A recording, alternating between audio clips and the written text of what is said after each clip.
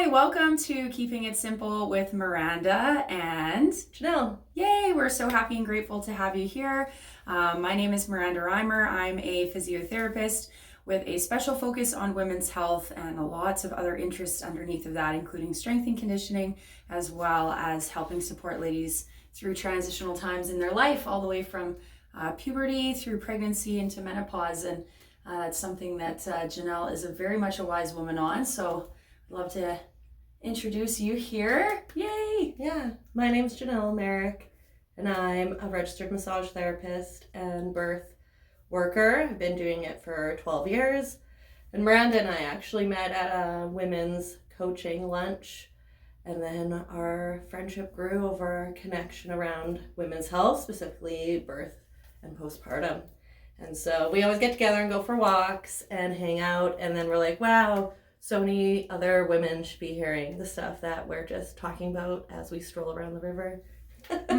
So that's why we're here, and that's why we're doing this. Yeah, and it's called Keeping It Simple because we are really focused on helping women find ease and strength and confidence in their lives. And the best way we can do that is keeping it simple and returning to some really basic foundational health information and guidance. Yeah, it's something we both see a lot in our practice is when people come in, they have a lot going on. Their solution to these problems are like very complex, and we actually want to share information with you that's foundational and extremely simple. Something we're missing in our current approach to women's health and wellness. So our episode today is going to be about our top 3 things that we like to focus on in our lives to help us feel good. And so my top 3 are sleep, self-restoration, so doing things that help us feel good in our body, and sunlight. Yeah, and I'm so looking forward to hearing a little bit more about that from you. And both Jenel and I really find that sleep, that's one topic, that's one of my top 3s as well, is sleep, how important it is to manage that rest time. Something else that comes up for me in my top 3 is hydration. So making sure that we're taking in enough fluids. And then when it comes to supporting ourselves, something that I like to keep simple is that something is better than nothing. So a mindset approach. And so when it comes to sleep, it's on our list top for both. And for me, that's really because women and men have different physiology. Men can function through life with way less sleep than we can. You know, that 6 to 7, 8 hours, they are great. Women definitely thrive with that 8 to 10 hours. And just the way that our world's set up, not too many of us have capitalized on getting those 8 to 10 hours regularly. Yeah. And it's so simple to monitor your sleep now. Almost all of our devices have like a sleep tracking feature. And you'd be surprised how little sleep you're actually getting. I started doing it for a small period of time, and I was like, oh, I really do have to prioritize this into getting longer branches of sleep. It's a great place for us to heal our body, restore our mind, be able to repair at a cellular level, and nothing else really compares to sleep. Yeah, in terms of that recovery, sleep is so important. And so Jenel, I know lots of our listeners and a lot of the people that we work with are potentially in a period of their life where they have tiny kids, and they're probably hearing you say 8 to 10 hours of sleep. They're going, well, my child is waking up every couple of hours, or they're waking up quite early. What is some advice that you would have for any of those ladies in that season of life to help them keep that sleep simple and bring that restoration in? Yeah, really making sure that your sleep hygiene is good. Okay. So that means limiting screen time and or artificial blue light leading up to those hours before bed. In an ideal world, as the sun sets, we would have no screens. But that's not realistic in our world. So, maybe 2 hours or an hour before bed, really trying to maximize on cutting down that exposure. We also live in a world full of stimulation. So honestly, shutting off the lights and using candlelight in your house in the evening, you'll be sleeping so much quicker than, say, if you just had the lights on that are in our houses. And in the winter, especially here in northern Canada, if you're going into candlelight mode when the sun sets, I mean, you are in a deep, relaxed state from almost 4 o'clock onwards. There's no way you're staying up till 1 or 2 in the morning. So give it a try. And if you're getting woke up at night, especially if we have young ones, I'm always like, we have to forget about this like 9 to 5 wake window that we have and really start to think about a 24-hour period. And in that 24 hours, what is a time of sleep that is ideal for you? And so for me, it was like 9 to 10 hours. So if my daughter would get up at around 4 a.m. for her little morning feed, you know, we would do some type of co-sleeping arrangement after that so that I could continue to like doze for another 5 hours. If that's something that you're not comfortable with, you know, prioritizing those naps so that you get your 9 hours over that 24-hour period. And once you start building it into your life, it's a lot easier. Yeah, that's really great advice. So if you're, I guess I really liked the thing that stood out is we hear it all the time, reducing the screen time, reducing the blue light. Haven't ever thought about, you know, turning the lights off and going by candle, but I can see how that would be like very relaxing and just taking some of that light out of the situation that can really wake us up and kind of turn our body on for hey, it's daytime when it's in reality like 3 a.m. or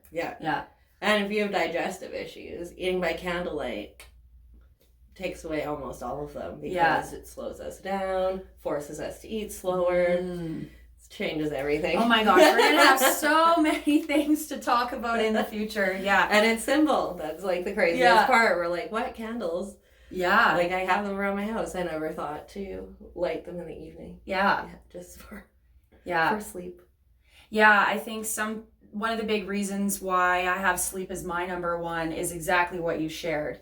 Restoration. When we're sleeping, that's the time when our body is going through these physiological processes to help us recover. You know, I won't go into tons of details, but from that side of what I've learned with physio, we don't have to have it be complicated and know all those reasons. Just that main fact of I need to recharge my body battery. And I think something for me that really helped me prioritize my sleep was something that it sounds like you did as well too, was tracking and actually looking at data. Because I really thought that I was getting enough sleep. And when you start to monitor it, it's like, holy smokes, no, like, Myranda, you're getting 5 to 5.5 hours of sleep a night. That's what I was averaging too before I started to really prioritize it. Yeah. And then, you know, having some symptoms that I was, you know, working on and managing, you know, as you start getting into that rhythm and just trying that one thing to help with your sleep, all of a sudden, hey, I'm feeling better. And like you said, nowadays we've got trackers, watches. I had the Aura Ring for a little bit. Yeah.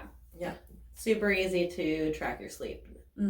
What are some of your favorite ways to get hydration in throughout the day? Okay. So moving on, hydration. So this was a big one for me. And one of the reasons why it's at the highest level is we know that we can survive weeks and months without food, but we will not survive without being hydrated enough if we're not eating food, right? We need that hydration. And so I used to struggle with getting enough fluids in me. I actually used to share and say it was a part of I hated water. I hated drinking water. And, you know, I really had to work on some of the mindset things around that to help me. And so if you're like, hey, that's me too, or I don't really think about getting enough water, something that I love to do that prompts me is having different types of water bottles. And I go through phases of, you know, using a bottle that has a straw because, you know, it's different than having a bottle that I will chug, or having water bottles that have quick, easy twist offs, or, you know, a pretty cup that has a saying on it. And so that gets me excited to drink water throughout the day as I'm filling it up. It's kind of like telling myself, oh, I'm excited to use this. Yeah. And then because I didn't like the taste of water, which I know I've chatted with a lot of people, they say the same thing, it's kind of boring. And that's a saying that I kind of came up with is life is too long for plain water. So it's beneficial to get a lot of, just water. And when I was on my early journey of, learning to enjoy water, I was making cold teas. I love fruity teas cold. So that passion tea from Starbucks, that Tezo, blackberry, a currant tea. So really just adding some flavor, and it's not new. People are put cucumbers, fruits in the water. So I was really worked on getting some excitement around my hydration through what I was drinking out of, but then also what I was going to be drinking. Yeah. And people will steal your fruity waters. Yes. Especially if you have young ones. They will start drinking it. So, make a bunch for the whole house. Because once you start adding in these exciting different varieties of fluid, everybody kind of wants in because they also think that water is not that exciting. Yeah. And I mean, why it's my number 2, like I had mentioned, like we honestly can't survive without it. And we really do need to prioritize it. There are so many symptoms that we could be having that are being influenced from one level that is maybe a bit of that dehydration among a couple of other factors. So tell us more when you say self-restoration. I'm super excited to hear. Yeah. Self-restoration is how we as individuals choose to restore our own body and mind, perhaps even our emotional side of life. Because we're getting pulled in every direction. If we just continue to do that, we're never going to find time to do anything. So we have to prioritize that, scheduling it into our calendar, making it part of our daily routine. So this is along the concept of habit stacking, where it's how can I layer in levels of restoration throughout my day, doing things that I'm already going to be doing.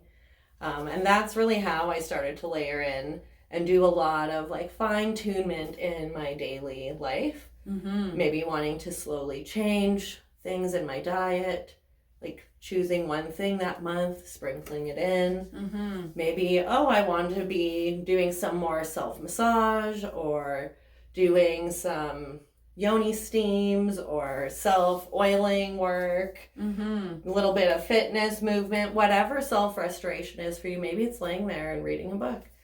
Making sure that we're prioritizing that. No one's going to go out there and be like, hey, have you scheduled some time for self this week? Your boss isn't actually going to do that. I mean, maybe some of them are now. Who knows? Yeah. That's cool. But the majority of our bosses are not going to be like, hey, you know what?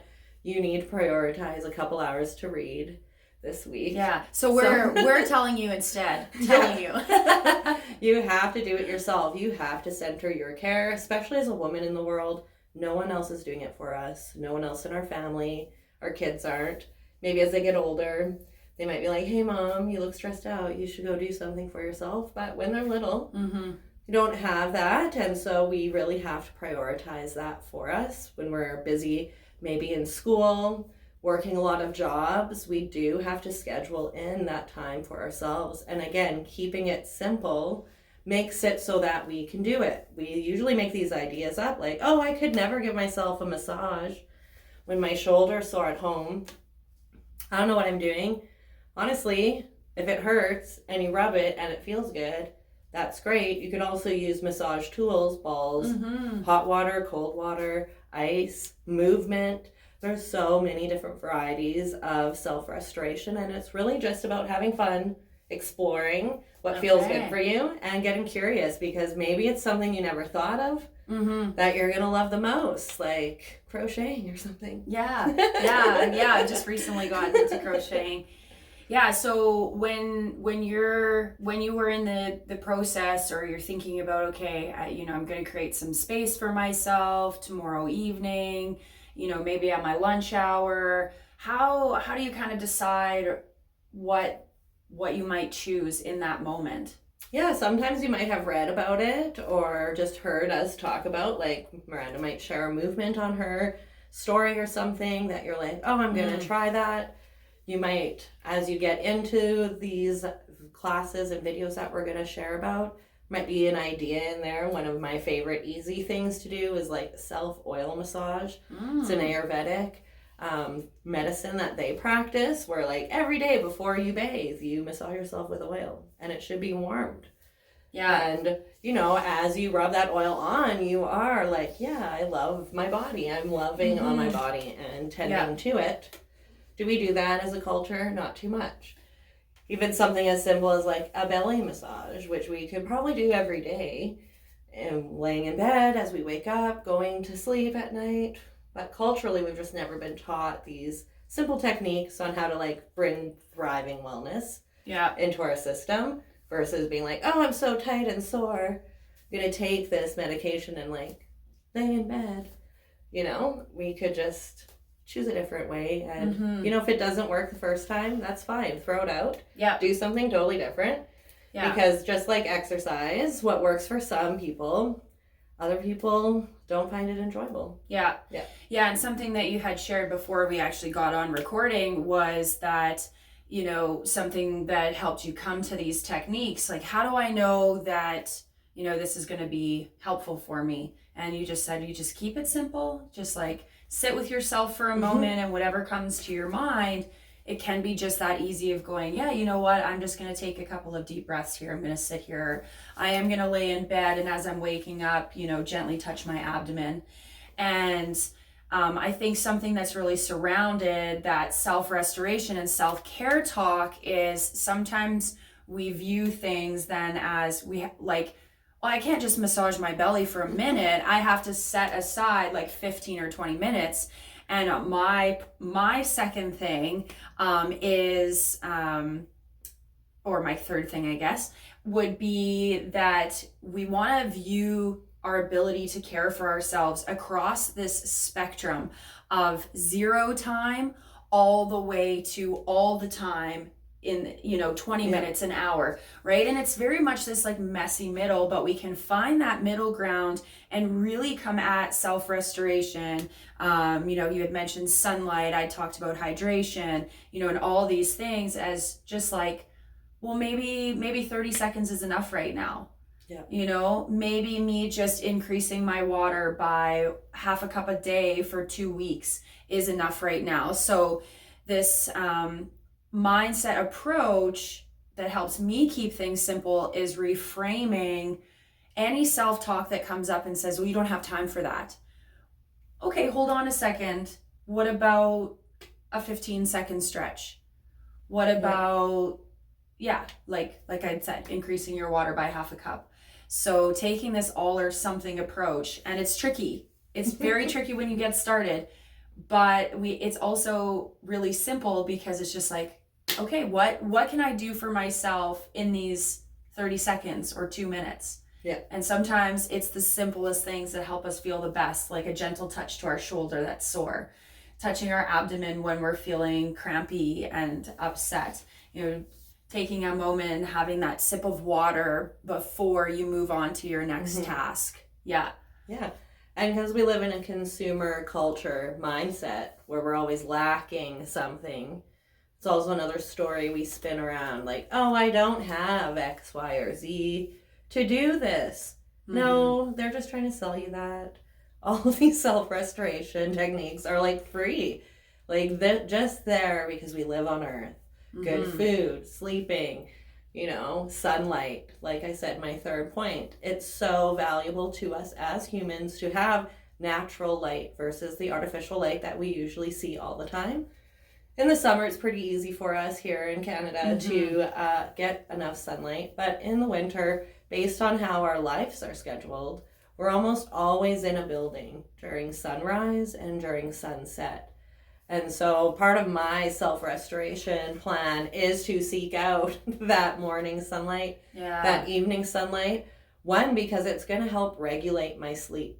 So we have these beautiful little glands in our head that through light that we receive through our eyes get turned on and told like, hey, 10 to 12 hours from now, maybe you could release some hormones to make you sleepy because you saw sunlight. Yeah. It also helps our digestion and other regulatory systems turn on when we have that light appear, which is why some people feel so good in the summer here. They don't have that like seasonal depression. Because if you think about someone who's working shift work, 12-hour days, sometimes they go to work and it's dark and they come home and it's dark. Yeah. And then the only light that they're getting are through fluorescent lights or through our screens, which is artificial. When you get into the spectrum of light that we receive from the sun, it's a full spectrum. So you get infrared. So all those saunas people are trying to sell you in our consumer mindset, you have it for free in the sun. Yeah. But it's like throughout our time on Earth, we've kind of been told like, don't go out into the sun. But only certain parts of the day have dangerous rays. And that's like the peak sunlight. Morning sun and evening sun, that's where you're going to get that infrared ray. It's not going to be dangerous to your eyes or your skin. And yeah, it can really change a lot in your life, especially if you have, you know, some kind of moods that feel a little bit lower. I'm always like, introduce sunlight, morning light, evening light. If you can't sleep, introduce the morning light. You'll get melatonin naturally. Yeah. It's pretty cool. We just don't talk about it a lot. Yeah. The sunlight is something that I recently started being way more conscious about, getting up and, you know, getting outside for even just like 2 to 5 minutes. It's not a lot. Yeah. Your cup of coffee that you guys have, I don't drink coffee in the morning, but I know a coffee drinker's routine. Get up, make your coffee. You sit there, drink your coffee so peacefully. Great. We'll like have it stack sunlight into that. Yeah.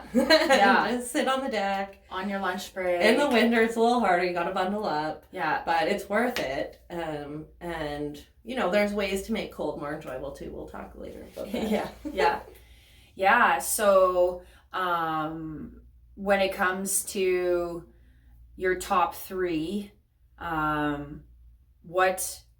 what would you like to share before we wrap up? Anything particular that you want to share a little bit more to build off of your points? Yeah, it's free, easy, something that you can do every day without it like adding more stress. So a lot of things that I see, people have these like lists of like, all these things are going to do to tend to themselves. It almost becomes overwhelming. And so they do none. None of them. Yeah, totally. And I'm like, okay, let's just like scrap that. Again, keep it simple, low pressure. Because it's enjoyable and your body feels good, your body's gonna like drive you to want to do that more. So I'm like, if it's making you stressed out, your body's not gonna enjoy it. So I'm like, take the pressure off and just have fun. Have fun. And that's something that I've always enjoyed whenever we get together is, you know, we have these conversations that really center around health and wellness, but it's not really like intense seriousness. It's, you know, laughing and, hey, what's working for you? And, you know, finding the joy in turning inward. I think I heard you say that a couple of times, right? There's a lot of things that draw us externally outside of our body. And so living from the inside out means taking those moments throughout the day, those micro moments that we stack with other things in our life to just like check in and decide what would feel good for me in this moment. And if you're really at a loss for where to start with improving your health, that's kind of why we wanted to get started with the keeping it simple in our top 3 things, just to give you a place to start. And we'd love to have you reach out and share anything. If you found it helpful, you can comment down and below. And we're super engaged and super passionate about helping women support themselves. Feel free to follow us on our social media. We'll drop some links below, and we'll see you next time. Thanks so much for being here.